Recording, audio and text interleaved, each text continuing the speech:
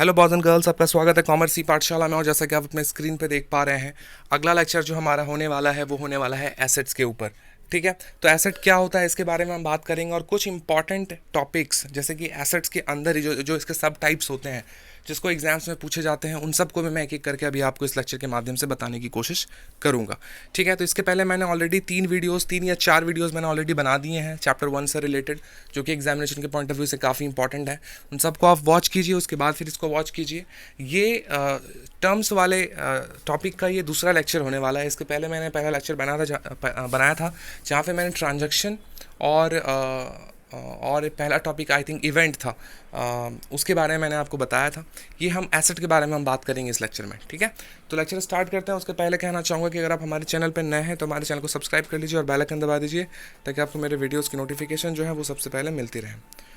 तो चलिए स्टार्ट करते हैं lecture. What is asset? So assets are economic resources of an enterprise that can be usefully expressed in monetary terms. तो जो assets होता है वो economic resources होता है किसी भी enterprise का, जिसको हम monetary terms में express कर सकते हैं। assets का मतलब होता है वो सारी चीज़ें जिसको आप monetary terms में express कर सकते हो, और वो जो है एक तरीके से resources है। for example जो land होता है, किसी भी कंपनी के लिए जो लैंड है वो उसके लिए रिसोर्सेज है, बिकॉज उस लैंड के ऊपर अपनी एक बिल्डिंग तैयार करेगा, कारखाने लगाएगा और उसके ऊपर वो जो है अपने बिजनेस एक्टिविटीज़ को करेगा। तो उसके लिए वो लैंड क्या हो गया? रिसोर्सेज हो गया। Land, building, plant and machinery, motor bike, computers, ये सारे एसेट्स हैं। गुडविल, ये सारे एसेट्स हैं, है ना। लेकिन इनको हम फिक्स्ड एसेट के कैटेगरी में रखेंगे। और यहाँ पे करंट एसेट भी बहुत सारे हैं। फॉर एग्जांपल आप कैश ले लो, ठीक है, बैंक ले लो, और उसके अलावा प्रिलिमिनरी एक्सपेंसेस ले लो। ये सारी चीज़ें फिर आपकी नॉन करेंट एसेट्स की कैटेगरी में आएंगी। तो इन सबको हम एसेट्स कहेंगे। Assets are items of value used by the business in its operations. Asset जो होते हैं वो आइटम्स होते हैं, उसकी वैल्यूज़ होती हैं जिनका इस्तेमाल जो है बिजनेस के ऑपरेशंस में किया जाता है।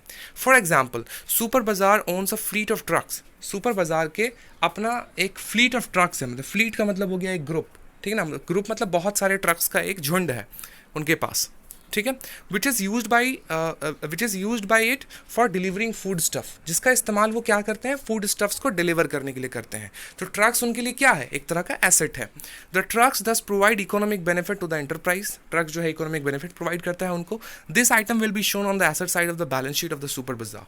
तो सुपर बाजार का जो बैलेंस शीट बनेगा, राइट, उसके एसेट साइड में ट्रक्स को भी दिखाया जाएगा कि ट्रक जो है उस कंपनी के लिए एसेट है, क्योंकि उसका इस्तेमाल जो है वो बिजनेस ट्रांजैक्शंस को बढ़ाने के लिए किया जा रहा है। Assets can be broadly classified into 2 types. अगर आप एसेट्स को बांटोगे तो उसको आप 2 भागों में बांट सकते हो, करंट एसेट और non current asset. Current asset और नॉन करंट एसेट के कुछ मैंने आपको एग्जांपल्स भी दिए थे। अब मैं बात करने वाला हूँ और भी बहुत सारे टाइप्स के बारे में। करंट में भी टाइप्स हैं और नॉन करंट में भी टाइप्स होते हैं एसेट्स के। उन सबको भी मैं एक एक करके अभी आपको बताऊंगा। ठीक है, तो चलिए देखते हैं। स्क्रीन मुझे थोड़ा सा डिफरेंट करना पड़ेगा ताकि आपको जो है व्यू पूरी तरीके से मिल पाए। ओके, तो चलिए देखते हैं। देखो स्क्रीन पे आपको दिख रहा है एसेट्स को इन लोगों ने 2 भागों में बांटा है। माफ़ी चाहूँगा जी। तो एसेट्स को देखो इन लोगों ने 2 भागों में बांटा है, राइट। करंट एसेट और non current asset. Non current asset को के बारे में सबसे पहले जान लेते हैं। तो ऐसे एसेट्स जिनका जो बेनिफिट है वो 1 साल से ज़्यादा समय के लिए आप उठा सकते हो, उसको हम नॉन करंट एसेट कहेंगे। सिंपल सी बात है। करंट एसेट मतलब जिनका बेनिफिट आप 1 साल के भीतर उठाते हो या फिर 1 साल तक उठाते हो, किसी फाइनेंशियल अकाउंटिंग ईयर तक उठाते हो। और नॉन करंट में आ जाएंगे वो सारे एसेट्स जिनका इस्तेमाल जो है, जिसका बेनिफिट जो है आप 1 साल से ज़्यादा समय के लिए उठाते हो। ठीक है, तो नॉन करंट एसेट में देखो एग्जांपल्स, मतलब टाइप्स दिए हुए हैं। फिक्स्ड एसेट है, नॉन करंट इन्वेस्टमेंट है, डेफर्ड टैक्स एसेट्स है, long term and loan advances है, और अदर नॉन करंट एसेट्स है। इसमें अगर मैं एग्जांपल के तहत आपको समझाने जाऊं तो बहुत अच्छी तरीके से आपको क्लियर हो पाएगा, बट ये सारे पॉइंट्स इतने ज़्यादा इंपॉर्टेंट नहीं है, ठीक है। और एग्जांपल्स भी चूंकि यहाँ पे दिए हुए नहीं है तो मैं बहुत ज़्यादा आपको कंफ्यूज नहीं करूँगा, बिकॉज एग्जाम्स में भी ये सारे टॉपिक्स नहीं पूछे जाते।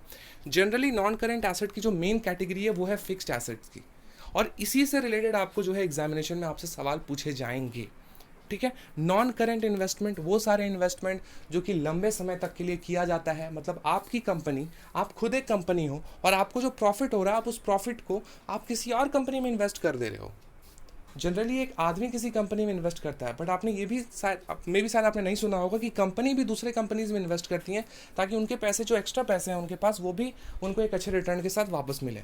तो ये जो इन्वेस्टमेंट होते हैं वो 1 साल से ज़्यादा समय के लिए होते हैं, तो जिसे हम नॉन करेंट इन्वेस्टमेंट कहेंगे। फिक्स्ड एसेट को मैं एक एक करके अभी आपको बताऊंगा। उसके बाद देखो यहाँ पे डेफर्ड टैक्स एसेट्स। सो ऐसे टैक्स्ड एसेट्स जिनकी बेनिफिट जो है आपको आने वाले समय में मिलेगी। फॉर एग्जांपल, आपने, जैसे कि मैंने अभी गाड़ी खरीदी, सपोज मेरे पास एक स्कूटी है, उस स्कूटी के लिए मैंने रोड टैक्स पे किया है लाइफ टाइम तक के लिए।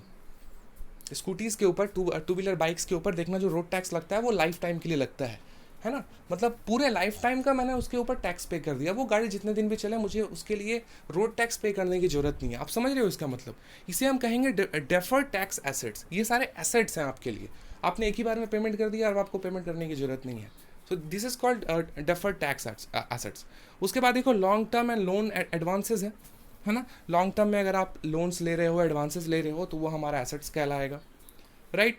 अदर नॉन करेंट एसेट्स में भी बहुत सारी कैटेगरीज हैं, उसको बाद में करेंगे हम लोग, लेकिन उसको बहुत ज़्यादा इंपॉर्टेंट नहीं है। जो हमारा मेन टॉपिक है एसेट्स में, नॉन करेंट एसेट के सबसे पहला जो टाइप दिया हुआ है फिक्स्ड एसेट, वो सबसे ज़्यादा इंपॉर्टेंट, तो उसके बारे में बात कर लेते हैं, ठीक है। तो फिक्स्ड एसेट को जनरली हम लोग 2 भाग में बांटते हैं, टेंजिबल और इनटेंजिबल। टेंजिबल एसेट्स वो सारे एसेट्स जिनको हम देख सकते हैं, उसे हम टेंजिबल कहेंगे। सिंपल सी भाषा में मैं अगर आपको समझाऊं तो ऐसे एसेट जिनको आप देख पा रहे हो, for example land, building, machinery, plant, motor bike, computers, anything जिनको आप देख पा रहे हो वो आपका टेंजिबल हो गया। इनटेंजिबल जिनको आप नहीं देख पा रहे, फॉर एग्जांपल गुडविल। गुडविल एक बहुत बड़ा एग्जांपल है इनटेंजिबल में। गुडविल का मतलब क्या होता है? गुडविल का मतलब होता है कि कोई एक कंपनी का नाम, उसकी ख्याति इतनी ज़्यादा है कि लोग जो है उसी के पास आकर के सामान खरीदेंगे। फॉर एग्जाम्पल, यूट्यूब में 2 चैनल हैं, एक मेरा है कॉमर्सी पाठशाला, एक दूसरा कोई चैनल है। मेरा चैनल सपोज इतना ज़्यादा फेमस हो गया कि पीपल जो है उसको सर्च कर रहे हैं और मेरे चैनल पे आकर के मुझे सब्सक्राइब कर रहे हैं। Why this is happening? Because I am more popular than the other channel, right. तो इसे हम कहेंगे इनटेंजिबल एसेट। ये गुडविल मैंने एक तैयार किया है कि चूंकि मैं अच्छा कंटेंट प्रोवाइड करता हूँ तो पीपल मुझसे ज़्यादा जुड़ रहे हैं, स्टूडेंट्स मुझसे ज़्यादा जुड़ रहे हैं comparable to other channels, right. ये गुडविल मैंने तैयार किया है, तो आप इस तरीके से उसको समझ सकते हो, ठीक है। किसी भी फेमस कंपनी, किसी भी फेमस दुकान का एग्जांपल ले लो। आपके आस पड़ोस में देखना मिठाइयों की बहुत सारी दुकान होगी, बट कोई एक दुकान ज़रूर होगी जहाँ पे बहुत ज़्यादा मिठाइयाँ बिकती होंगी। क्यों? क्योंकि वो उसकी मिठाई फेमस है, उसकी मिठाई जो है वो फेमस है, तो वो गुडविल उनको तैयार करना पड़ता है। तो गुडविल देखो, आप देख नहीं सकते, लेकिन गुडविल आपको महसूस होता है, तो उसे हम कहते हैं इंटेंजिबल एसेट, ओके। उसके बाद है कैपिटल वर्क इन प्रोग्रेस।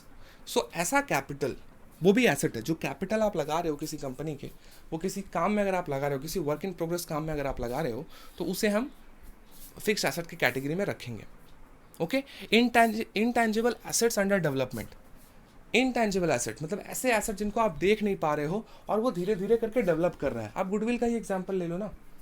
कोई कंपनी सपोज अभी रिसेंट ही स्टार्ट हुई है, बट उसका परफॉर्मेंस इतना अच्छा है कि धीरे धीरे करके लोग जो है उसके साथ जुड़ रहे हैं, तो वो एक तरीके से अंडर डेवलपमेंट है, वो अपने गुडविल को अभी डेवलप कर रही है, तो इनटेंजिबल एसेट अंडर डेवलपमेंट आ जाएगा, ओके। तो ये तो बात होगी फिक्स्ड एसेट की। नॉन करेंट एसेट में मैंने बात की सिर्फ फिक्स्ड एसेट की। Non current investment, deferred tax assets, net, long term, loan and advances, ये भी मैंने आपको बताया। अदर नॉन करेंट एसेट, ये भी हो जाएगा। अब हम बात कर लेते हैं करेंट एसेट्स की। करेंट एसेट बहुत ज़्यादा इंपॉर्टेंट है। करेंट एसेट 1 साल के लिए जनरली काम करता है, मतलब बहुत समय के लिए काम करता है, बट करेंट एसेट्स में जनरली हम लोग वो चीज़ें रखते हैं जो कि 1 साल की अकाउंटिंग जो है इसमें की जाती है, अगर आप समझना चाहो तो। देखो, सबसे पहला है करंट इन्वेस्टमेंट। आपने कहीं इन्वेस्टमेंट करके रखा है कुछ समय के लिए, 1 साल के लिए या 5 महीने 6 महीने के लिए, तो वो आपका करंट इन्वेस्टमेंट कहलाएगा। इन्वेंट्रीज, इन्वेंट्रीज का मतलब होता है स्टॉक। जो आपके पास स्टॉक है उसे हम करंट एसेट की कैटेगरी में रखेंगे। स्टॉक मतलब जो भी, सपोज आप कोई प्रोडक्ट बेच रहे हो तो उस प्रोडक्ट का आपके पास स्टॉक होगा ना, 10 स्टॉक आपके पास होगा, पूरे महीने में आपने 5 जो है उसके यूनिट्स खर्च किए हैं, तो 5 आपके पास हैं, तो 5 जो आपके पास है वो कहाँ है? वो आपके स्टॉक में है। तो इन्वेंट्रीज का मतलब होता है स्टॉक। अगला पॉइंट है ट्रेड रिसीवेबल्स। ट्रेड रिसीवेबल्स का मतलब होता है बिजनेस बिल रिसीवेबल। मतलब जब आप किसी सामान को किसी को उधारी में बेच रहे हो तो वो पैसे आपको मिलेंगे ना, तो उसके लिए आप बिल रिसीव करते हो कि आपको जो है ये पैसे मिलने वाले हैं। कोई एक स्पेसिफिक टाइम होता है, उस बिल को आप बैंक में लेकर के जाते हो और उस बिल के बदले आपको पैसे मिल जाते हैं, राइट। तो इसे हम कहेंगे ट्रेड रिसीवेबल्स। उसके बाद है कैश एंड कैश इक्विवेलेंट्स। ऐसे मतलब कैश, या फिर तो आपके पास कैश रखा हुआ है या फिर कैश के इक्विवेलेंट का कोई सामान रखा हुआ है, उसे भी हम कहेंगे करंट एसेट, क्योंकि कैश जो है वो करंट एसेट, उसका इस्तेमाल जो है रेगुलर हो रहा है, ऑन अ रेगुलर बेसिस वो हो रहा है। Short term loans and advances, short term अगर आप इन्वेस्टमेंट कर रहे हो, लोन दे रहे हो किसी को, एडवांस दे रहे हो किसी को, तो वो भी हमारा करंट एसेट की कैटेगरी में आएगा। अदर करंट एसेट, बहुत सारे एग्जाम्पल्स हैं, एक एक करके किया जाएगा जब भी मैं आगे बढ़ूंगा, ठीक है। तो ये एसेट्स की बात होगी। इस लेक्चर में मैं सिर्फ एसेट्स ही बढ़ा रहा हूँ, थोड़ा लंबा हो जाएगा, नहीं तो फिर अगर मैं लाइबिलिटीज़ भी इसमें अगर इंक्लूड कर दूँ, लाइबिलिटीज़ हम अगले लेक्चर में करेंगे। और आई होप कि आपको ये एसेट वाला लेक्चर आपको काफ़ी क्लियर हो गया होगा, आपको समझ में आ गया होगा कि हम क्या कर रहे हैं। एसेट्स में हम लोगों ने बहुत सारे टॉपिक्स को किया है अभी, एसेट किसे कहते हैं और एसेट के टाइप्स, ये दोनों चीज़ें मैंने अभी आपको बताई हैं। आई होप कि आपको लेक्चर काफ़ी पसंद आया होगा। पसंद आया तो लाइक कमेंट और शेयर कर लो, और हमारे चैनल को सब्सक्राइब कर लो, ठीक है। हमारे चैनल के प्लेलिस्ट वाले ऑप्शन में विजिट करो, आपको ये सारी वीडियोस जो भी मैं अपलोड कर रहा हूँ, ये सिर्फ एक पहली या फिर आखिरी वीडियो नहीं है, इसके बाद भी बहुत सारी वीडियोस आएंगे, और इसके पहले भी मैंने बहुत सारी वीडियोस बनाई हैं। तो अगर आप उन सारी वीडियोस को क्रोनोलॉजिकल ऑर्डर में देखना चाह रहे हो, चैप्टर वाइज देखना चाह रहे हो, तो आप प्लीज़ मेरे चैनल के प्लेलिस्ट वाले ऑप्शन में विजिट करो, या फिर इस वीडियो के डिस्क्रिप्शन में मैं प्रोवाइड करा दूंगा प्लेलिस्ट का लिंक। आपको वहाँ पे क्लिक करना है और जाकर के सारी वीडियोस को वॉच करना है, और एग्जामिनेशन की प्रिपरेशन जो है वो आपको अच्छे तरीके से करनी है, ठीक है। फ्री ऑफ कॉस्ट में वीडियोस आपको अप्लाई प्रोवाइड कर रहा हूँ। बस एक ही रिक्वेस्ट मैं आपसे करना चाहता हूँ कि ज़्यादा से ज़्यादा इस वीडियोस को शेयर कीजिए, ठीक है। बस यही छोटा सा रिक्वेस्ट है मेरा, ठीक है। तो अगले क्लास में मिलते हैं, तब तक के लिए आप अपना ख्याल रखो, टाटा बाय बाय।